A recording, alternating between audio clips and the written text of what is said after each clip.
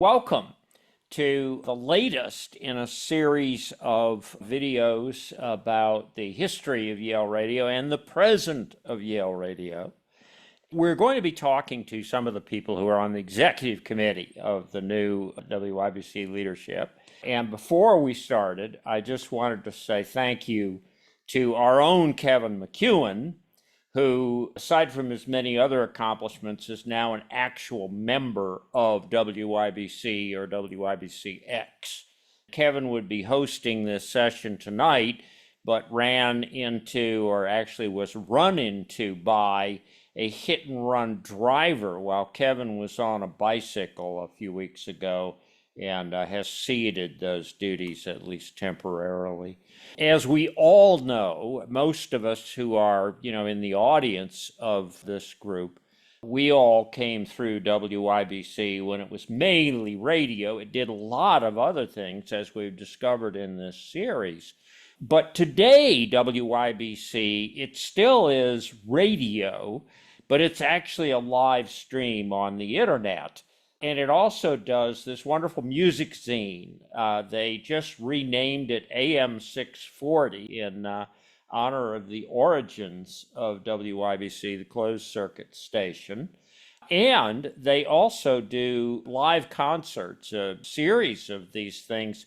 This is their anti-fling, which we can hear more about from them. And it remains one of the most popular activities on campus, in part because of its inclusivity, which we'll say more about in a minute. Just wanted to quickly introduce the people who are going to be talking to us. Madelyn Dawson is the general manager from Staten Island. She is one of two people who have aspirations to be music writers or writers about the arts in some way. One of the points that she made, which I really liked, was this notion about being committed to accessibility on a campus that where probably things are increasingly walled off from one another. Lex, station manager, is actually from Georgia, and like everybody who's joining us tonight, basically got hooked into WYBC because of a love for music. She's majoring in sciences and is going to go on to grad school eventually. And Miranda, who is the program director, is also from New York City, lifelong music lover and lover of music lovers. She too is looking at journalism as a possible career. So with that, I'm going to stop this share and be quiet and let me turn it over, Madelyn, maybe to you to get us started. Sorry, I was having trouble unmuting myself, as Zoom meetings often lend themselves to. But yeah, it's so great to see everyone. As Kevin so nicely introduced, my name's Madelyn. I'm the general manager for WYBC this year. And thank you again for inviting us. We're super excited to talk. Some things that Kevin had touched upon. Yes, we're still streaming radio. We're streaming radio every day from like 9 in the morning until about 1 a.m. We have 88 shows this semester. I think last or this semester before we had like 104. So it's somewhere in that range of like that many unique shows of people on the air every day, every week. Usually every show has like 2 hosts. So think like about double that amount of people are like involved in broadcasting radio every single week at Yale, which is crazy. We're one of, if not the, unclear on the numbers, but we're up there. It's in the largest student organization on the undergrad campus, which is super excited. We have over 400 trained members who are here now. As everyone was saying, we're still putting on live shows, and we are gearing up right now in terms of planning for our large-scale concert, which is, as Kevin said, Anti-Fling, which happens at Toad's Place. And it's free for all Yale students and only $5 for community members. And we hope to make it kind of a inclusive, expressive, fun, experimental show that we all book and design and promote and manage ourselves, which is very exciting. And yeah, lastly, one of the projects that we took over this year was kind of revamping the WYBC magazine, or zine, AM 640, as you guys all know. And it's really like the only magazine or publication on campus that's dedicated to writing about music. So it's an outlet that I feel like was very sorely missing from at least my experience my first 2 years here, and it's so exciting to have it now. We had some really exciting pieces last semester, interviewing local artists, interviewing and writing about the artists who we had perform at Anti-Fling last year, just reviews and personal essays and things along that nature, reflections on identity and what it means to be here and be listening to music and enjoying it. And yeah, moving forward, we have some exciting things planned for the rest of the year. Me and Miranda have been communicating with people over at Bomb Magazine out of Brooklyn, which is a magazine, if you guys don't know, dedicated to conversations between artists, broadly speaking. And they said they had a lot of alumni from WYBC who work on their podcast project now. So they wanted to talk to us and set up some kind of collaborative event or talk, or maybe both. We're meeting with them in like 2 days to finally nail down a date and a project for that, which is really exciting. Obviously, Anti-Fling coming up, and just, yeah, continuing a new semester and cycle of broadcast shows and regular radio activities. I feel like I'm rambling now, so I'll stop. But yeah, super happy to be here. Thank you guys. I can add just a little bit.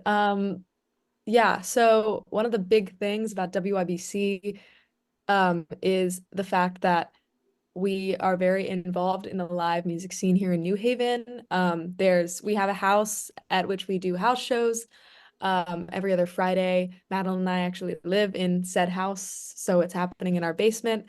And we're really dedicated to the preservation of like the rock and indie music scene in New Haven, which has been kind of the target of a lot of city administration ire, and particularly landlord ire over the past few years. Most of the house venues in the city have kind of been shut down by landlords, or people have moved out.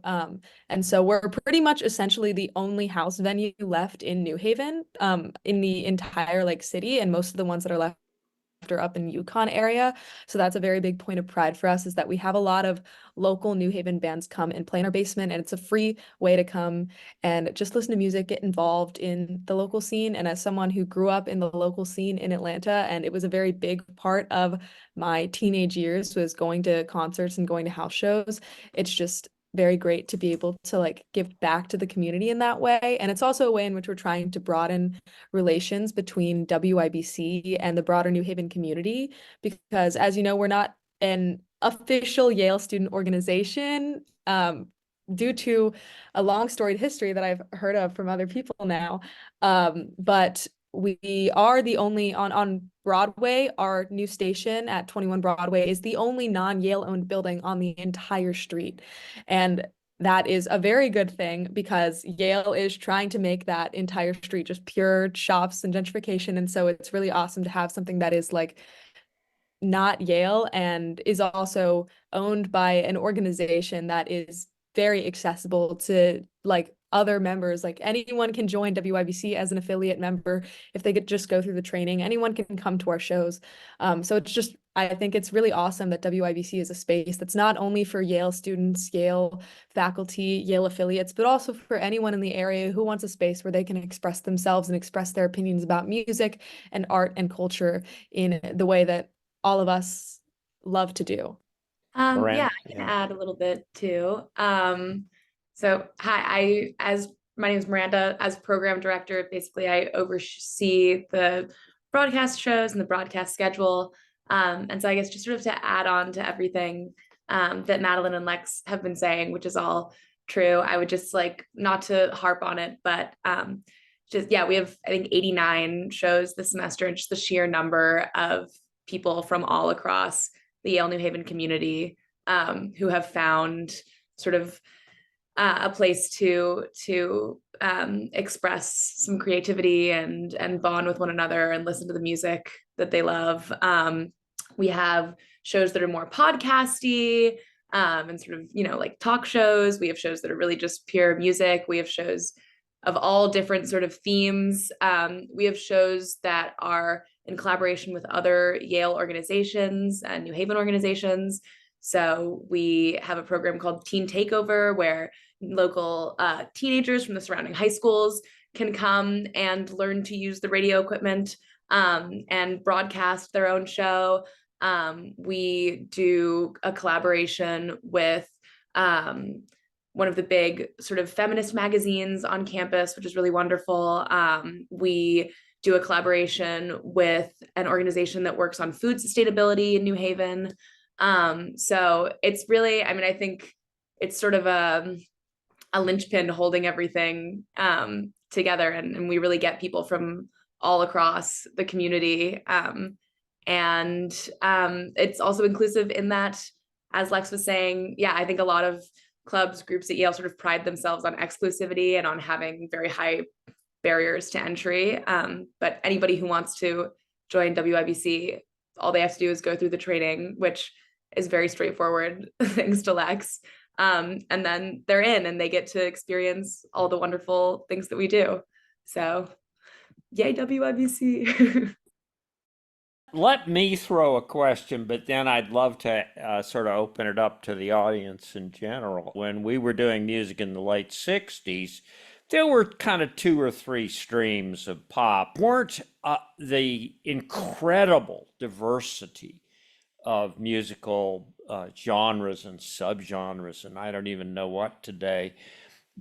How in the world do you deal with all of this complexity of the music scene today? I think I can go first. I'm sure everyone has something to add about this. But I think once again, the amount of shows that we have means that there is a show for literally every subgenre you could think of. Like my friend who I just trained last semester, I'm in charge of training as SM, and I just trained her last semester, and she plays like exclusively Soviet rock from I think the 80s. And my other friends who I'm training right now want to do an Arabic language music show. There's just so many different like niche, interesting shows that go on, and everybody can just like dedicate themselves to one thing. And you can just click on the WYBC website and listen to it. And you can learn what the songs are through our tracking and logging system.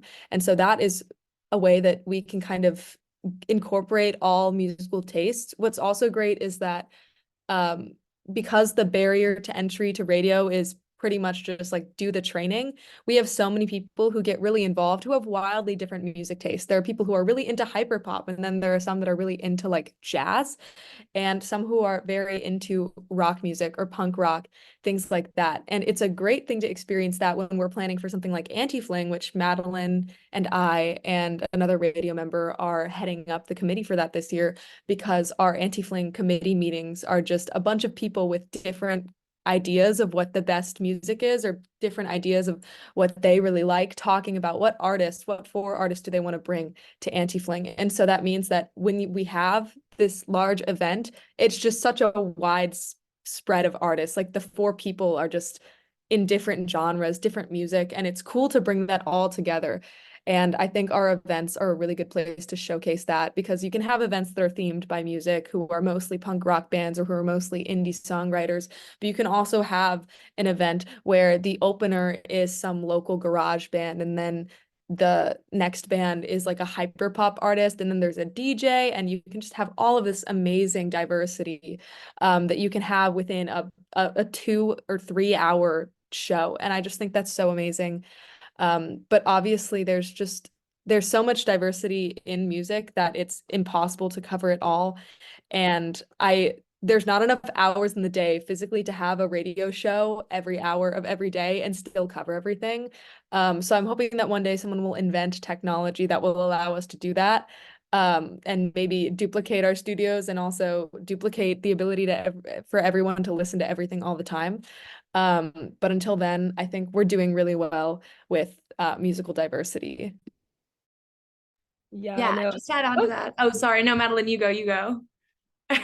Yeah, I was just going to say the beauty of having a streaming only radio is that even within a show, because our DJs are mostly using their own phones and the music that they have downloaded or music that they can access on the internet and then stream out easily, even within the confines of a single show, you can have such diversity of music. And I think that the overarching thing that brings all people in WYBC together is just like a love of music generally, and the joy of it is that there is such great diversity in taste and in preference, that we all sort of get to learn about each other's music and expand our own tastes through being a part of this community.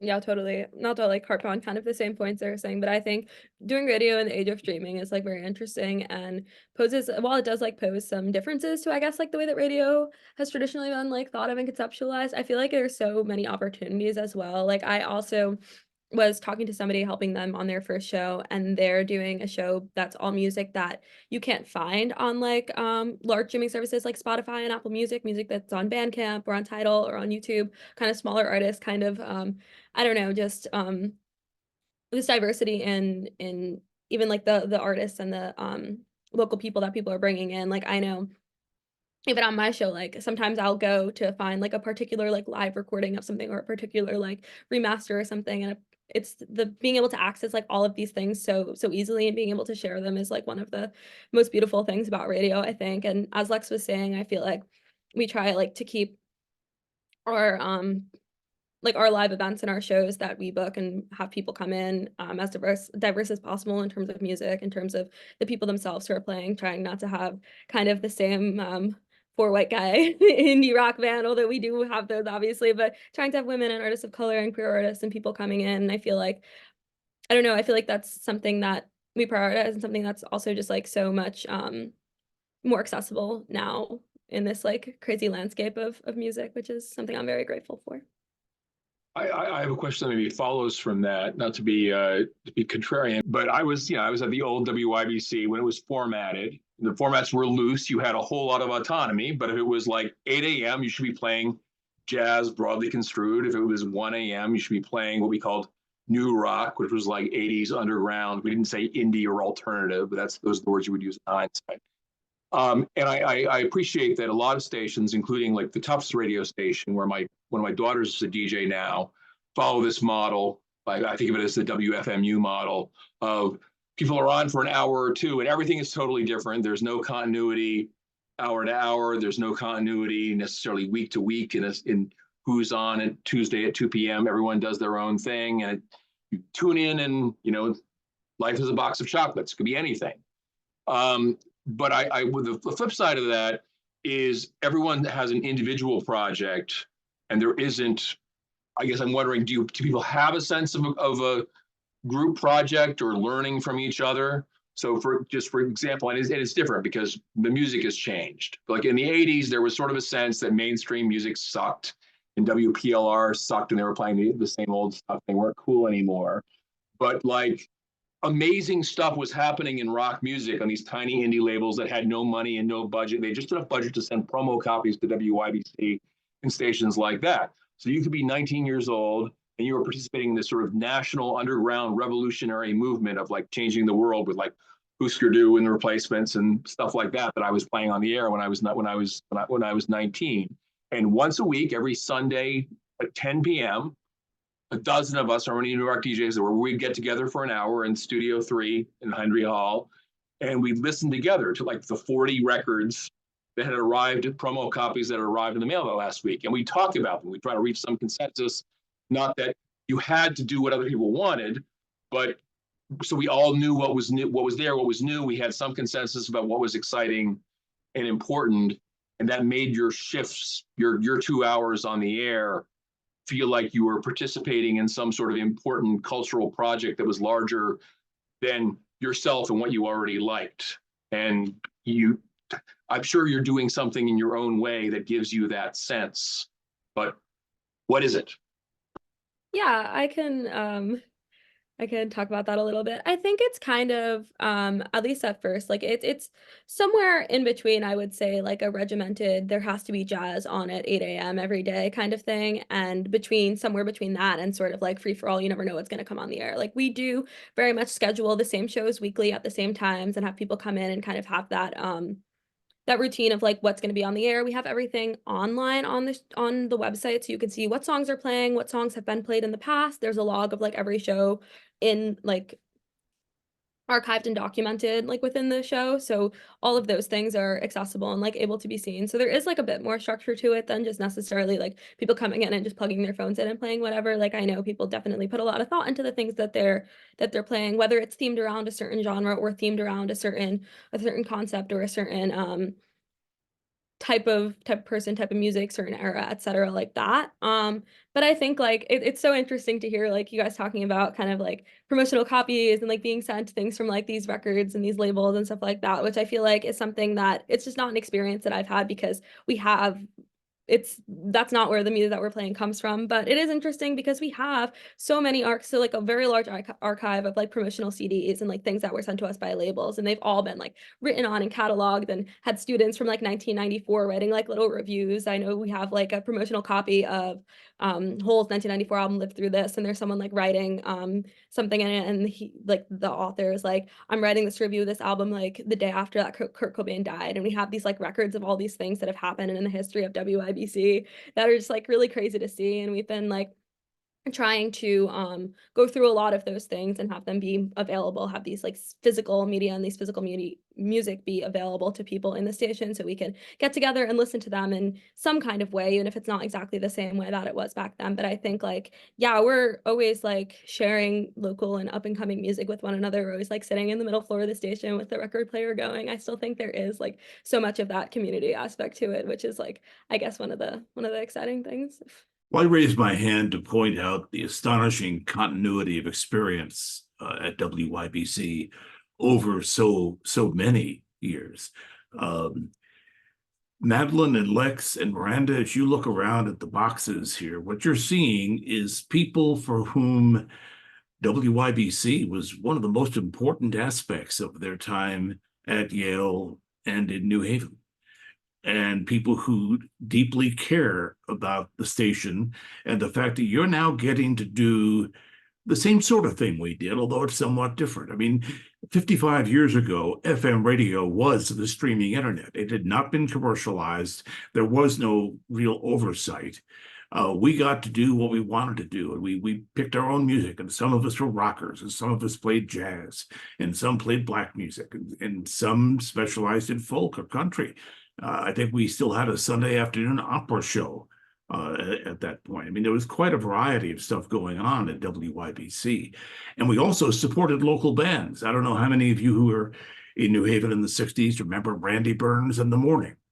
They used to play at the coffee house called The Exit on the corner near WYBC, and they probably got their only airplay in the entire country. WYBC, although I think they actually ended up with a record label, so that may not be true. And there's continuity going both ways. I've had some wonderful conversations by email with Madelyn about music. We've talked a bit about Mike Bloomfield. Now, in the summer of '68, and there are several people on this call who were on the air in the summer of '68, the Mike Bloomfield Al Cooper Super Session album was certainly a mainstay. And we were playing the Mike Bloomfield band, the Electric Flag, all the time. So the fact that Madelyn remembers Mike Bloomfield meant a lot to me. And then she sent me a clip of music from a band that I don't know if she thought I'd have ever heard of them. And it turned out to be Quicksilver. And those of you around the 60s may remember that I had a little Quicksilver logo I'd gotten from the record company that I wore on a leather lanyard around my neck. So even through the post-trauma pain meds, that meant a lot to me, Madelyn. So what's happening at WYBC now is in many ways very parallel to what we in the 60s did, what you in the 80s did. This is a laboratory for media experimentation at a university that doesn't have a media department and actually doesn't have a radio station. We are very blessed that WYBC is separately owned and operated. You may, some of you who are on this call for the first time, may be wondering, whatever happened to WYBC FM, which meant so much to us? It is now, for the second survey book in a row, the #1 station in New Haven, being professionally run and operated. And the revenue from that license is what makes it possible for these ladies to continue doing what we got to do on a shoestring budget, 50, 60 years ago. So I just want us all to realize that I think we all appreciate what WYBC was and what it is, And we've gathered here today on a Sunday, maybe to think about 40, 50 years from now. What will be there? What will be the ability for Yale students to have the experience that Miranda just talked about, or that Lex and Madelyn talked about, of going on the air and sharing the music you love? They have totally rethought what radio is, and that's another whole conversation maybe that they'll get into. The slogan for WYBC today is "Radio is dead. Long live radio." Can you tell us a bit about what that means? Because I have speculated a bit, and I'm an old guy who's a bit befuddled by it. I think I figured it out, and I wrote a piece for AM 640 about it, but I'd love to hear from you. I think in some ways it's honestly something we inherited.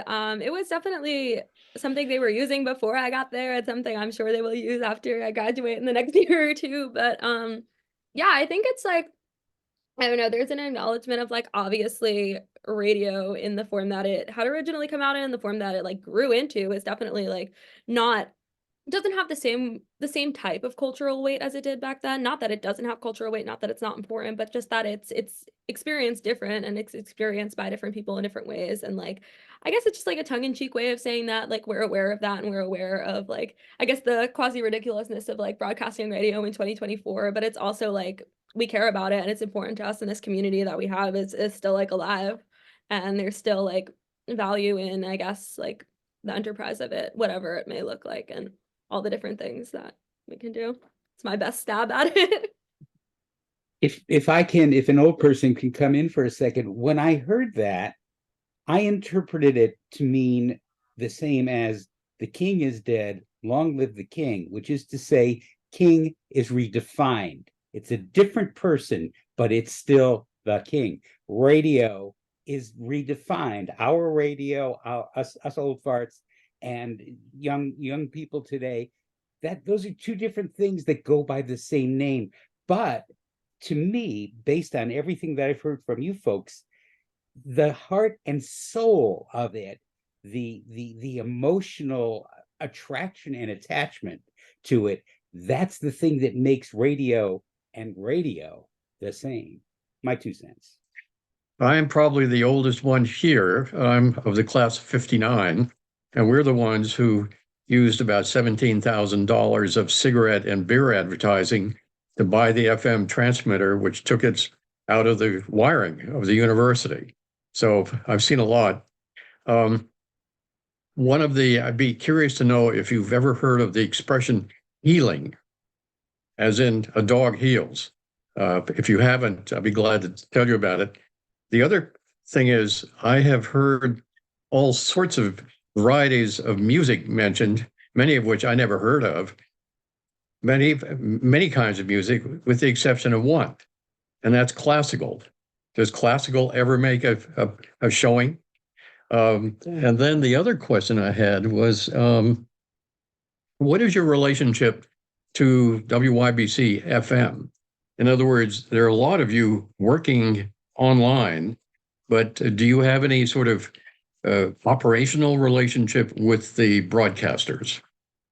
Not to call you out, but I think Madelyn knows the most about the relationship with them. Yeah, I could talk about that for a bit. Yeah, I think we definitely do have a relationship with them. I know Juan Castillo runs the FM station, and he and I communicate quite often about things that are going on with his station, things that are going on with our station.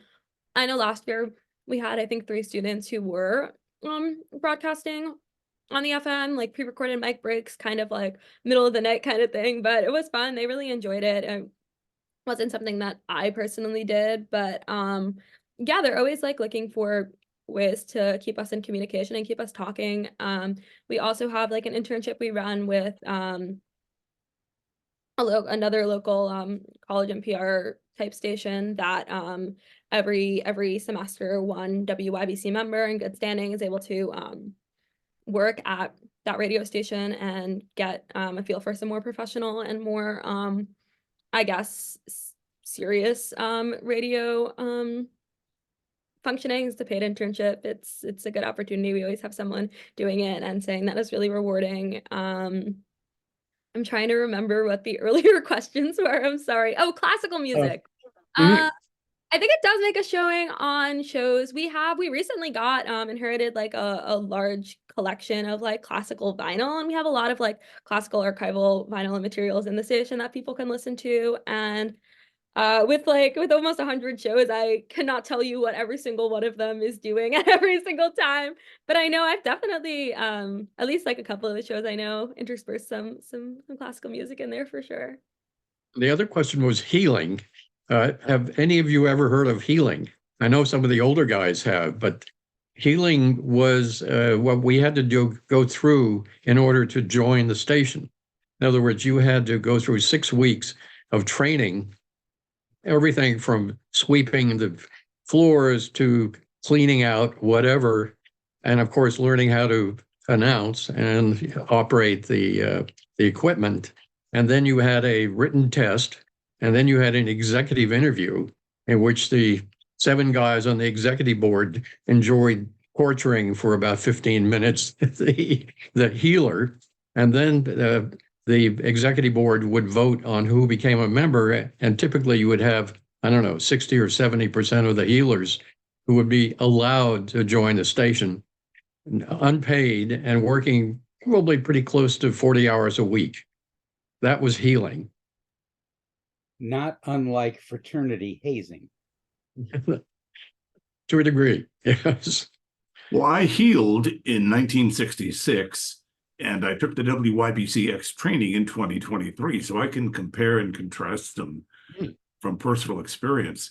The culture of the station is so much more welcoming and non-competitive now than we had ever imagined. Now, remember, when I joined WYBC, Yale was all male. WYBC was very hierarchical and very competitive. That is just not the case now. People are really encouraged, not discouraged. And there was never a point in the training where anyone gave or got the sense that, hey, you've really got to earn your place here. WYBC is a very open organization. I think that's one of the beauties of it. And in fact, that was one of the things that one of our 3 execs mentioned in their brief bio, is being attracted by that inclusivity. So I look back at the old days, and it changed pretty much beginning with my class, I think.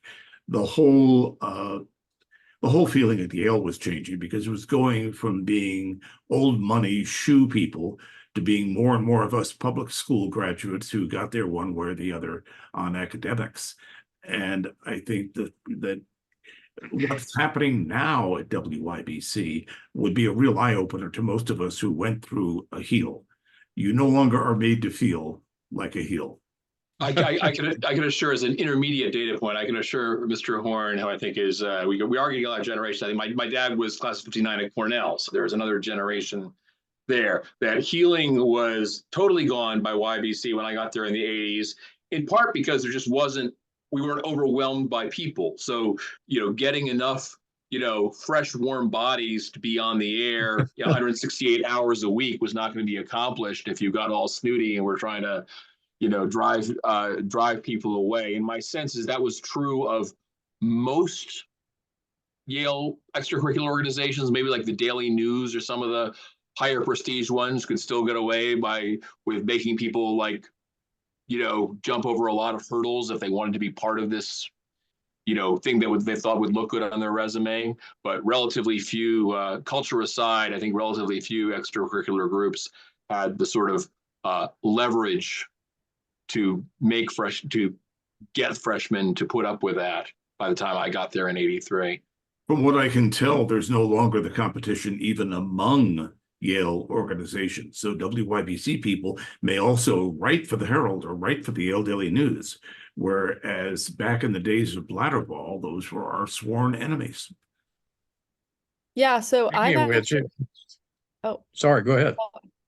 No worries. I'm, as station manager, in charge of training, and this is something that I think very consciously about when thinking about like the gives and the takes of making training requirements more strict.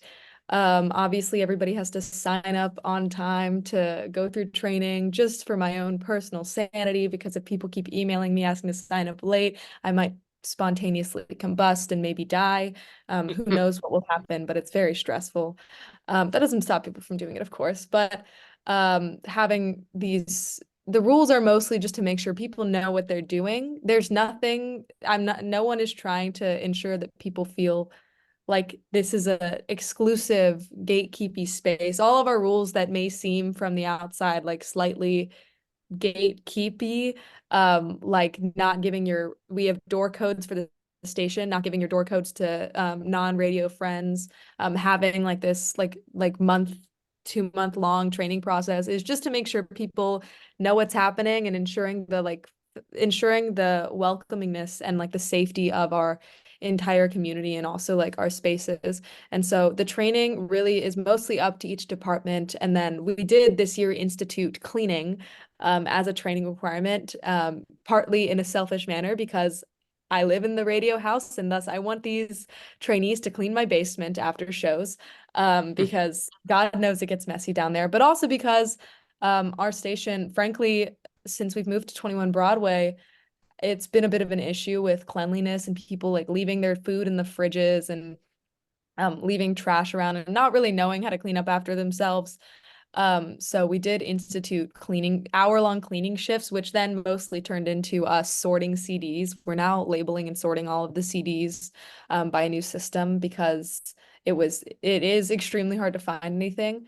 But our training is very open to anyone. Anybody from, a Yale first year to a Yale senior can join. I mean, mostly seniors join the first semester of their senior year because otherwise they don't show in time for it to matter, and they'll graduate. But really, I've seen everyone join, everyone get a chance. We're very lenient with exceptions. If someone's like professor dies, which did happen last semester, or if they're in the hospital or sick during training, we try to make as many exceptions as possible and like just make sure that everybody who wants to be in radio, as long as they just didn't like forget to fill out a form because they don't care, that's really the only thing. As the person who makes the forms, then reads them over, that's really the only thing I've been strict on in training is like filling out the initial form to sign up for radio and coming to the initial core training Zoom meeting.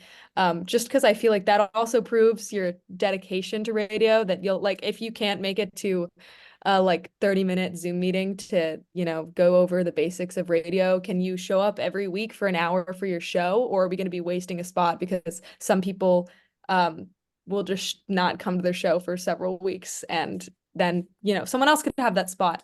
So that's really what it's based off of, is making it efficient and making sure that everyone who really wants to can have a space on the air or in any department that they want. That's very interesting, Lex. It sounds like it's fairly disciplined. I think healing goes back to the 30s.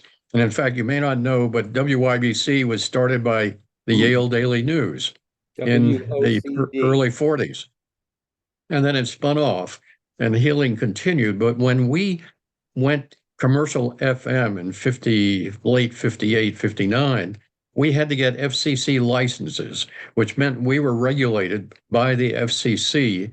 And so the training actually had to be more rigorous simply to comply with the legal standards of the FCC. Now, do you all have anybody regulating your activities?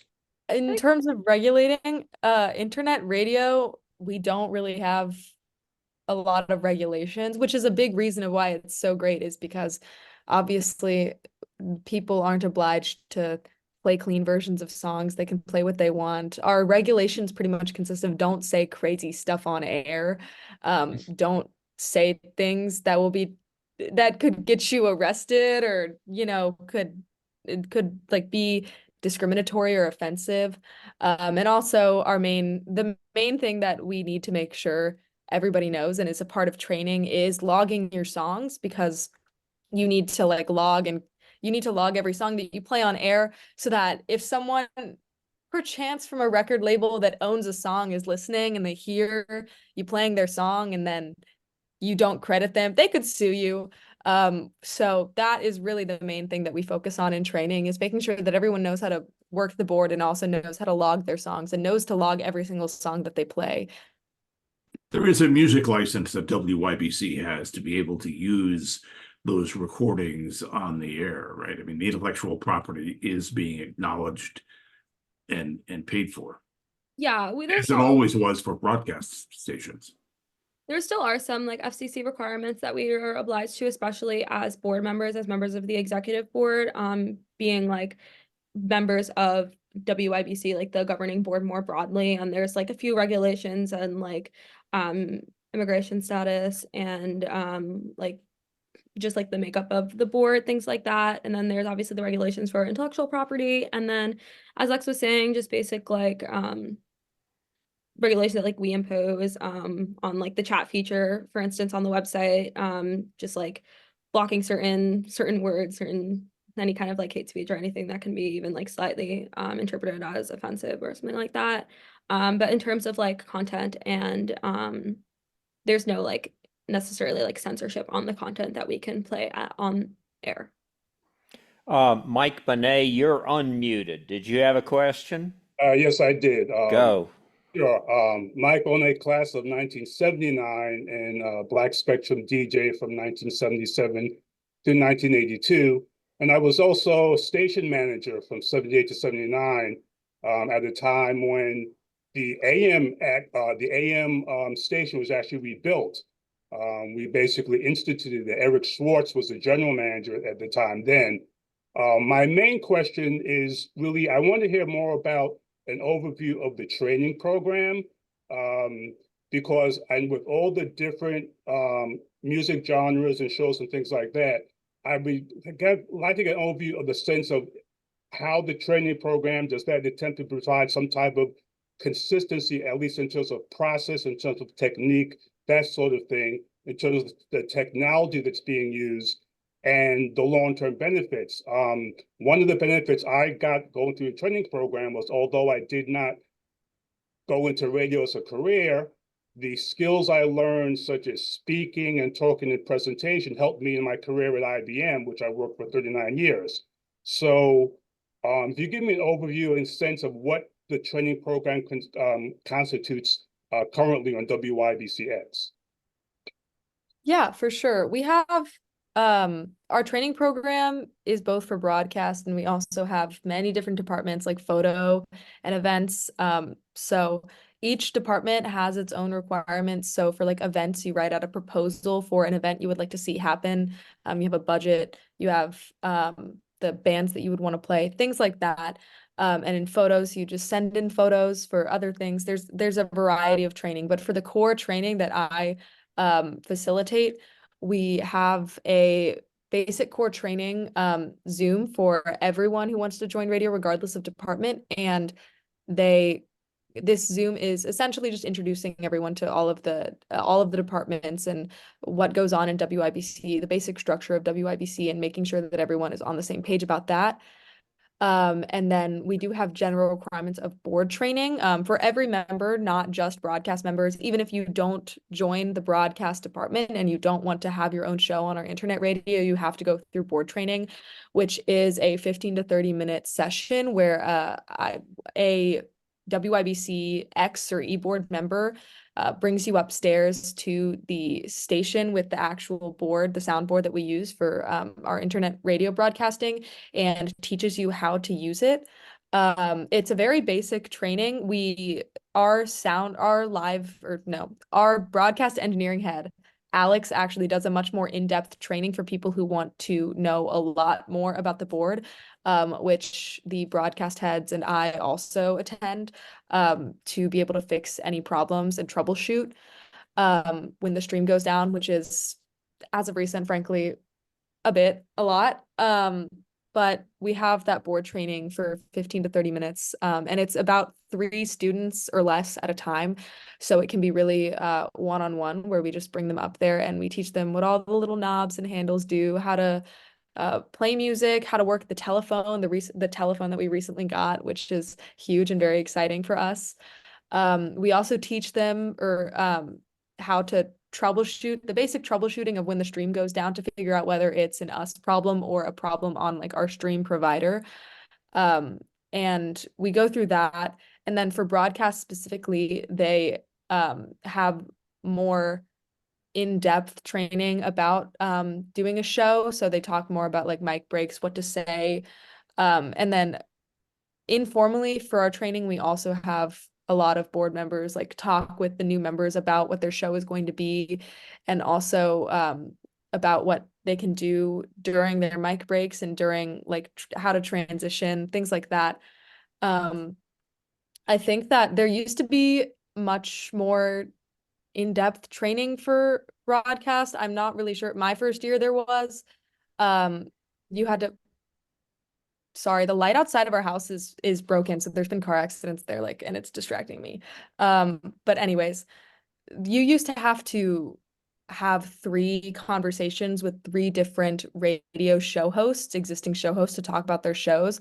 But with the advent of COVID, that made it extremely difficult to do, because it was really difficult to have those in-person meetings. And also, it was really hard to like have people get on Zoom yet again during training. So that is something that kind of faded out before I became in charge of training. And really generally there was like a massive overhaul of training this year with me, because I was trying to like reinstitute some sort of boundaries and guidelines on training. So there's definitely a lot more to be improved on. I'm hoping to improve that actually this semester with our spring training. I'm going to be trying to like pilot some new like aspects of the training program with a much more smaller training class that we have, because in the fall it's like 150 people who are emailing me at once, and it can be really difficult to pilot these programs, but we have only about like 20 people training in the spring. So I'm hoping to institute more one-on-ones with these trainees, and also institute more in-depth board training and conversations with the broadcast members about actually broadcasting and radio, and how to have your radio show not only just be like playing music and then talking in between, but how to make it more seamless and a whole idea of a show. Lex, I thought you ran a great training, and thank you for that. I have some hint, having been there years ago, of how much work that was. So thank you for doing that. You just mentioned that WYBC now has a different array of departments than we may have been familiar with. For instance, I healed tech. I wanted to be a radio engineer. I was a physics major. I don't know how I ended up being a disc jockey. But the tech department is nowhere near as big as it used to be, because there are no more transmitters. There's just the audio equipment in the studio. You mentioned some of the other departments, though, that have grown or become new in the years since, like photo, like design, like podcast. Could you talk a bit about all those? We actually have like a new podcast. We're revitalizing podcast. And I'm so glad you brought that up, because Madeline, Joanna, who is our office manager, and I recently, for the WYBC podcast, which is being revitalized or like concepted right now, we interviewed the archivist of the United States who was visiting Yale and emailed us, Dr. Colleen Shogan, who got her PhD at Yale and is now the 11th archivist of the United States, the first woman in the position to do so, and also a former first-generation college student. And so our podcast department is really cool and really awesome, and has just actually been brought to life by the co-heads, Lydia Monk and Sophie Spanner.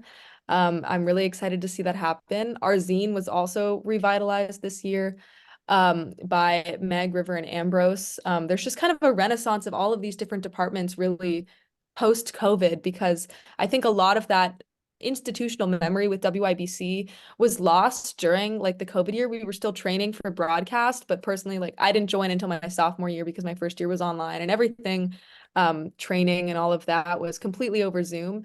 And so we lost kind of a bit of that turnover and a lot of the old traditions that came with training, and a lot of the old traditions within those like departments. So it's really great to see a revitalization happening right now, especially with podcast and with zine. And our events department is also growing. We have 2 amazing co-heads. I was co-head last year, and it was a great experience. And the new focus for us is like less on Yale student bands, of which there are many, and we do bring them to WYBC events, but also like local bands, things like that, has been a real focus as of recent. We have a photo department, obviously, which is mostly just people who want to take photos at our shows, and we love to have people take photos of the events that we put on. We have design, which has become a much bigger thing, and they've designed all of our anti-fling merch. Design is actually really important for our social media graphics and all of that. I feel like social media has become such a huge part of advertising our shows and generally posting things online, and our website even posting like old zine copies online.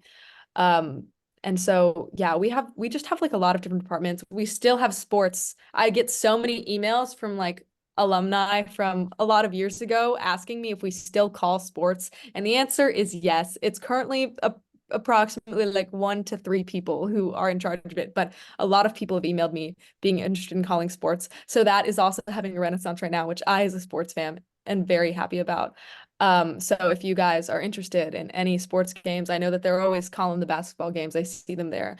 But yeah, we just have so many departments to choose from, and they all are connected in some way with each other. Like, the sports people come to our general meetings, they come to the shows. We have design, which makes everything for everything and also uses the photos that are taken by photo. It's just a crazy amount of crossover. And I feel really lucky to be at WYBC in a time where there's so much, even if you don't want to broadcast. There are some people who just don't want to have a radio show, who don't want to be on air like that. And they don't have to not join WYBC just because they don't want to do that. They can also come and plan events, do the behind the scenes. They can come and just take photos, do things like that. It's just really beautiful to see just a wide variety of things happening with WYBC at this moment. I have to WYBC was never congratulate you. great on institutional memory. I'll be the first to admit that. Boy, that's for But sure. those of us who were around for those times still value WYBC. You mentioned the design department. I want to bring up that they produce what you called merch. And those of us who followed rock and roll know that now bands don't make their money from record contracts. They make it selling T-shirts at shows, for better or for worse. WYBC also has T-shirts and sweatshirts. And many of us alums would be proud to acquire some T-shirts or sweatshirts or baseball caps or whatever. And we've talked about that at Yale Rag. So I'd just like to bring up that there is a woman named Lillian, who's the head of the design department, who would love to take orders from alums for T-shirts and sweatshirts. And we can all have WYBC on our bodies if we wish. I will one-handedly type her email address into the chat, but let me give it to you. It is Lillian@wybc.com. And Lillian has 3 L's at the beginning and then 2 L's in the middle. So Lillian@wybc.com. If you're interested in a Radio is Dead t-shirt, like Lex just showed us, or a WYBC sweatshirt, please let Lillian know, because there's now a design department that every spring makes up a new batch of WYBC stuff. Yeah, we just met today, like part of the team who's going to be like working on the merchandise for the year coming up, and I put a word in for alumni wanting stuff. The Radio is Dead shirt was one that I made like last semester for all the export members, and yeah, we're getting ready to start our spring order. So anyone's interested, Yeah, if we can get more information on that, we'll put it out on the email list too. Robert Baker, you've been trying for a while to get a question in sideways. Why don't we let you go? Lex, I think, actually probably answered my question. I am a graduate of Yale College in '65, and I broadcast Yale football, Yale basketball, Yale baseball, and whenever we wanted to broadcast it, the university let us do it. Now, as I understand it, you are not an official Yale organization. And you said, however, you do sports. Do you do Yale sports or something else? Yes, we do Yale sports. We are not honestly, Carter, who is our sports head, just shows up to the games and with his mobile broadcasting system just calls the game. And There's been a lot of people recently showing interest in calling sports, which is very exciting because for a long time it was just Carter, and he would recruit some of his friends who weren't in radio to help him call the sports because it was him all alone. But yeah, essentially what happens is someone just goes and there's a mobile broadcasting system, which I am not very familiar with, unfortunately, because Carter is an expert at it and I got confused. But he uses a mobile broadcasting system to broadcast it on our website separately from the stream. There's a different box that says like sports. And so that's what he uses. They do still call Yale games. I can send his, if you guys are interested in asking him, I can send his email in the chat. It's just carter@wybc.com. And any questions you have about sports, if a certain game is going to be called, you can email him because he would be happy to have someone go call that sport if there is like enough people to do so, or if he is able to do so. I know that he goes to a lot of games. Yeah, I know he's done recruiting more people too. He had a team who called the last hockey season kind of like really regimentedly last time he talked to me about it. But yeah, they're still streaming, we're still broadcasting Yale Sports on the stream. Speaking of sports, I have to congratulate you all. You were successfully competing with the Super Bowl and Taylor Swift. So you've got something there. It's working very well. I'm curious, do you have a business manager? Do you mean business manager? We have a treasurer and we have an office manager who does secretary related things, I suppose, in a way. But it is, if you're asking about treasurer, it is Ben Sterling. He is good at algebra and Excel sheets, and so he is the treasurer and deals with our funds. And so that is like the student who deals with most of our like money related stuff, which is frightening for me to think about money. So that's mostly that's on Ben. He's the one who has access to like our card, and people ask him for money when they need stuff. And he had a very funny, we actually had our G board meeting today, our like meeting of all of the general members of radio, and he had a very funny slide where he put up a picture of a scary Mickey Mouse and said, "This is me when you ask me for money." Well, the reason I ask is because I was business manager and I had a team of 4 or 5 guys who would go out looking out on the street in New York, looking for beer and cigarette advertising, which was our sole source of revenues. And so I had to not only take care of that and go out myself and look for advertisers, but also to maintain the books and maintain the business relationships that were providing the money for running the station. Where do you get your money from? Right now, it's financed through the FM station of WYBC. So it's just like a budget given to us, like through the Board of Governors, our Board of Governors and the FM station. And then that's managed by myself and our treasurer. In terms of our executive board, it's me as general manager, Alexa, station manager, Miranda, where she is as program director, then our treasurer and our office manager who keeps records, takes care of secretary-based things, and manages like the physical space of the station building. But yeah, the money is through the Board of Governors for the FM station, and that's managed like mostly by myself and the treasurer.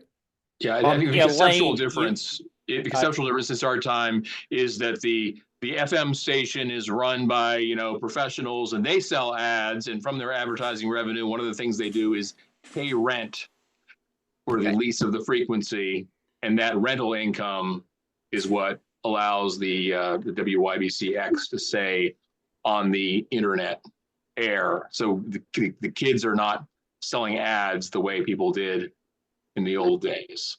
Absolutely. It's more indirect. Let me jump in because Elaine, you unmuted. Elaine, your class of 71, and Elaine and a couple of compadres did one of these Zoom calls a year or so ago about being the first women who ever appeared on WYBC. So Elaine, you had a question. Go ahead. Yes. Well, first, I just want to commend you on the, almost seamless integration with the New Haven community. I mean, we certainly had some programs, I'm talking about Yale writ large, that involved parts of the community. I know I volunteered, I think it was my senior year, in a program called High School in the Community, where I guess they were sophomores and juniors, had the opportunity to take classes that were taught by Yale students. And but as a general matter, there was this town and gown division, and it was quite stark, and it was a source of a lot of controversy and debate, and to some extent activism. Let me just go back for a second. I mean, obviously, the establishment of the FM station and the development of the FM station, which reached not only New Haven but a larger population, that clearly was a step in the direction of integrating or inviting the New Haven community into what we were doing. You're well beyond that, and I commend you for it. I have two questions. One is about scheduling these various programs and assigning slots and so on and so forth. It seems like a staggeringly complicated operation. I mean, obviously there's turnover, just normal turnover, because students are moving on or graduating, and there may be other reasons for turnover. And with all of the slots and programming that you have, I'd be interested in hearing how you manage that I don't know, herding cats kind of, activity. And the other question I had, where did the anti-fling name come from? And I'd be curious about what it means. So 2 questions. Yeah, I can sort of on scheduling. So as the program director, I do the show scheduling, and that's the bulk of my job. And we have a semesterly application that goes out first for returning shows and then for new shows, because, as everything is, nothing's static. In college, people's schedules are constantly changing. So each semester, whoever is the program director sends out a schedule or an application where every show, no matter if you've been doing it for 4 years or a semester, has to reapply and sort of restate their goals and, I guess the thesis of the show and a variety of times that works for them. And then I just spend like a few hours playing Tetris with, all the different show slots on my computer. And then once all the returning shows, which, our scheduling is prioritized in terms of, or according to whether you're on the board and how involved you are in the organization and class year, and a whole, bunch of things. And then once that schedule is finalized, then a week or so later, the application opens up for new shows. So, we don't want people to feel discouraged from applying for a new show, but we do want to make sure that our sort of continuing community is guaranteed a slot in the schedule. And I mean, people are pretty, not shockingly, but maybe a little bit shockingly committed. Like we have at 11 p.m. midnight most nights, Friday, Saturday nights, you have people doing their radio shows, just because people, are sort of willing to do whatever time that works for them. And then as for anti-fling, Madelyn and Lex can speak more about this, but the origin of the name is, I don't know how old the tradition of spring fling is, the sort of the big spring concert that comes at the end of second semester. But the notion behind anti-fling is sort of a, an alternative underground response to that, because it's often sort of a bonanza of very mainstream music, which, much of which some of us like, but yeah, I'll let Madeline Lex take it from here. The anti-fling name has gone through 2 iterations. It used to be anti-fling, ANTI, as in it was kind of an alternative to spring fling, kind of against spring fling, kind of, you know, that underground spirit that many of us, as much as we may denounce it, still do have. But then it had changed over the years to be anti-fling, ANTE, as in before, because it usually happens the weekend or 2 weekends before spring fling, and that's the name we're sticking with now. But it definitely still has a little bit of that double entendre there. Yeah, Nice. and not to flex on anti-fling, but I've been on the committee this year and last year. And last year we got resounding feedback that anti-fling was better than spring fling by a lot. Everyone thought this. And the main act last year at spring fling was Pusha T, and the main act at anti-fling was Alice Long Yu-Gao and Tony Velour. And everybody who went to both said that anti-fling was better, even people who normally wouldn't say that. So we are making moves and, you know, making a concert that is enjoyable for all, and more so than the general spring fling experience, although that may lend itself to the fact that spring fling got moved inside the day before. Bill Layden, did you have a question? You're unmuted there, I noticed. So, not really, just several things piqued my curiosity. Like one fellow mentioned the bladder ball game. It occurred to me that any undergraduate about the last 20 years probably doesn't know what the bladder ball game No was. idea, yeah. And I won't ask the ladies whether they know what it was, because they don't. Second thing is, when did the healing cup start? I went to a WYBC reunion in 1987 and discovered there was no more healing comp. A fellow from the class of 72 said, yes, we were the ones who abolished it, because when Yale went co-op, we wanted to get a lot of girls at the station, and we figured the girls wouldn't want to compete in a healing comp. So we abolished it to get girls. And the lady on the call may have some more facts about that. That's about it. Yeah. Okay.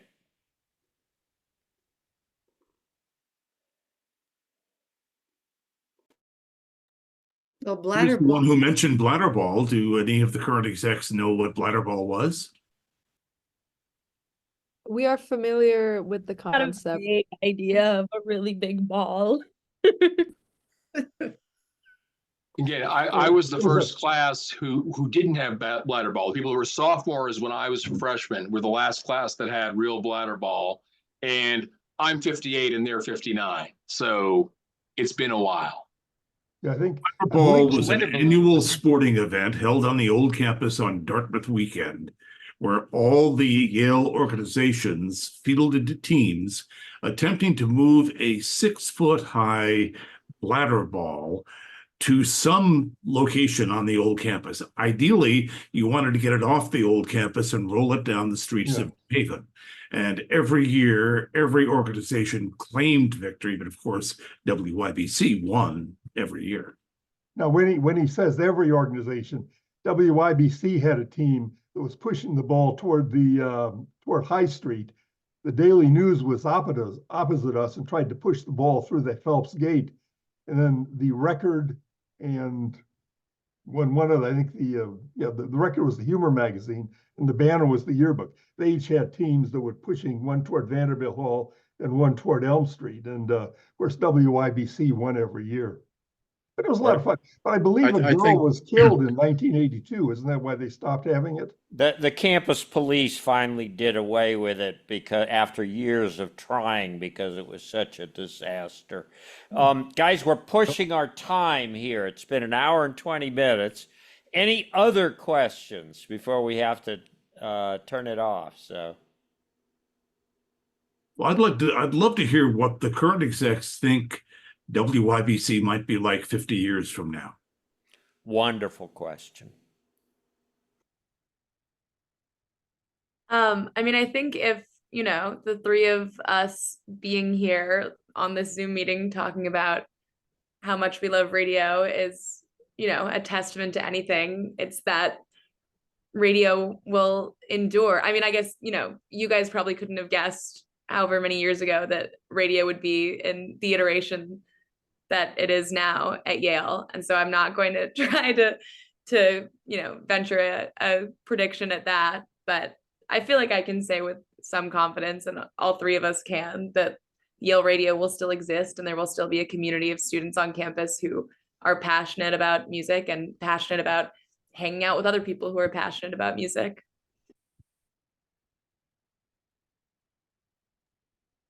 Yeah, I don't think the love for music has gone anywhere in decades and centuries, and I don't expect it to anytime soon. And I agree with Miranda. I don't think I could pin down a particular iteration or vision, but I do have hope and faith that there will be something that hopefully we'll be able to see one day.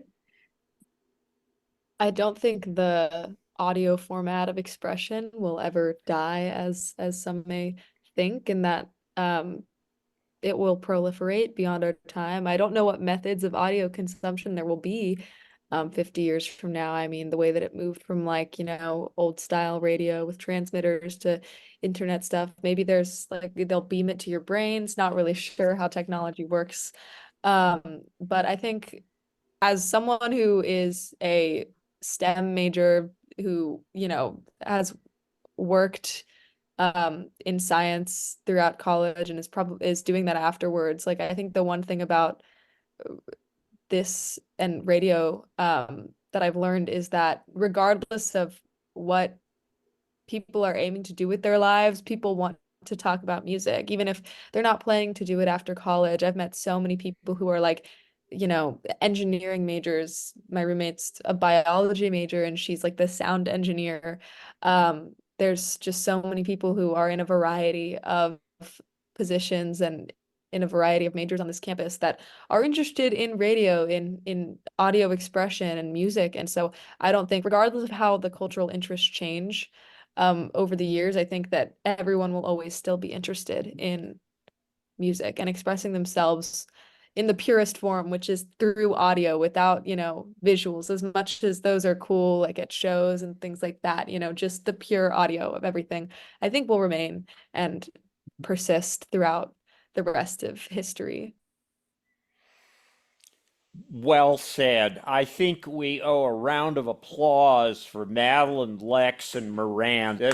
They're mostly muted applause, but you get the idea. Thank you so much. It is really wonderful to have you on, and we really appreciate your generosity in this insight. Okay, everybody, thanks so much for joining tonight. Thanks, Kevin.